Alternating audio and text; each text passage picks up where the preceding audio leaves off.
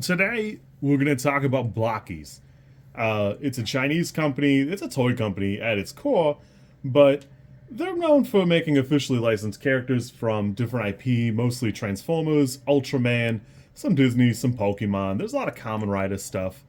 Uh, a lot of their product are little blind boxes where you can make little figures, and most notably, they're model kits. If you care about it at all, they're model kits. I see a couple of times I've gone to order a couple, and I've seen that it's a frequently returned item, and the only thing I can think of is the people who bought it didn't know it would be a model kit, because I can see, like, specifically on like the Amazon one, it just looks like a toy. Like, even the pictures are like a 3D rendering. I can see where you make that mistake. I can see how it happens. So it's important to me that you know they're model kits. Somewhat notably, they are special model kits in that I think on the box it's described as double gated. You don't need to use nippers or clippers or a knife or nothing. You can use your fingers and pop the pieces right off. It is a double-edged sword because it's kind of cool. You can pop a piece off, no big deal. And then that's that. I personally use the nippers. I like it. I think it's cleaner. I'm used to it. I made a lot of model kits. I like it better. Don't worry about how I do it. Focus on how you want to do it. That's fine. Somewhat notably, that technology means that every once in a while, you're probably going to have a piece in the little cellophane wrapper that the runners come in, the big like squares where all the pieces are. So if you think you lost a piece, most likely it's right there. Just like with a Lego, it's a little piece that's probably just trapped in the plastic. Just look thoroughly, be very careful. I've done 4 of them up till now, and each one has had a piece like kind of missing or floating around in one of those bags. So just be on the lookout for that. It's not a big deal, but it's just worth noting. I do think it's cool technology. To get started, I'd like to start with the first one I did, and that's going to be the G1 Megatron. It is the classic G1 look. I think he looks fantastic. Honestly, the more I worked on this, the more I was impressed. And somewhat notably, he comes with a ton of accessories. Uh, as a modeler, I typically tend to do like the accessories first. It just feels better because then when you put them together, you got everything's done. You're good to go. But he's got fusion cannon, energy mace, sword, the little like bird thing. I think it's I can't remember his name. A weird little camera for his voyeurism times, and a couple other things. Hold on, let me look at them.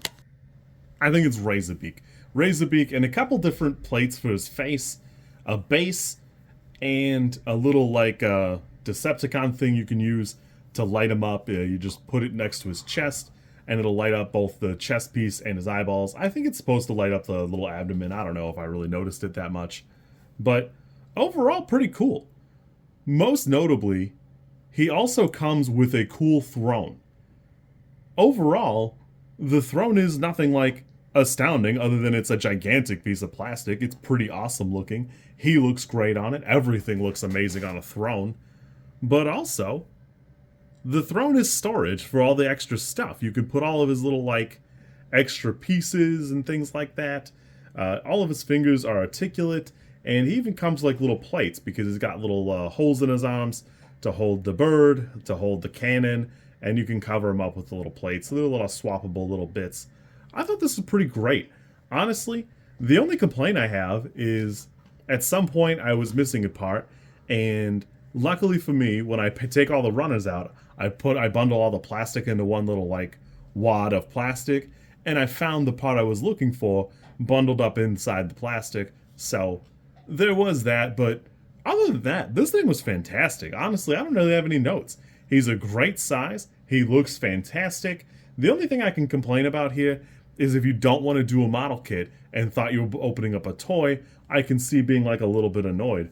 But if you're looking for a G1 Megatron, this is a G1 Megatron. I thought this was fantastic. It immediately encouraged me to buy some other stuff and check out the other catalog. This is the Action Edition if it matters to you at all. I would say he's mostly like a Master Grade Gundam if you are familiar with the Bandai stuff. I've stayed away personally from HG and RG, respectively, mostly because I'm a bigger person, my fingers are bigger. It makes it harder for you to mess around with some of the smaller fiddly bits. Everything here snaps together pretty satisfyingly and pretty good. There were only a couple of times that I was snapping something in that I was like, oh, I feel like I'm about to break this. I don't know. But for the most part, the instructions are pretty clear and everything goes together pretty well. You don't really run into anything where you're not sure about a part or like, oh, well, I don't know where this part goes at all. It all goes together pretty well and fits together great. I didn't really have any struggles. I really enjoyed it. I thought this went together pretty seamlessly. Overall, I think he's got great color separation. He's got like a good finish to him. He's already matte coated, so you really don't have to fiddle around with him that much. Uh, it's pretty common with the Bandai kits, a lot of stickers or it's time to panel line, that kind of thing. And I guess you could probably panel line Megatron. I don't really see it myself. There are some options for like little customizations later if you wanted to weather him and that kind of thing. I think he looks good out of the box. I really didn't feel any need to do anything. He just looks great. Even if you just wanted like him to sit on his throne or something, it looks pretty good. I really like this. I had a great time with this. I really don't have any complaints. Again, as a bigger dude, the stickers suck. I think that's terrible. I'm sure I can't get a good video of it, but even the fusion cannon has like this cool mechanic where when you pull the little lens part out, like the back end opens up. Man, it looks sharp. It really is worth a look. If you're into this and have like $40 to burn and looking for something like it, I would absolutely recommend the G1 Megatron. Blokees is, I'm a pretty big fan so far.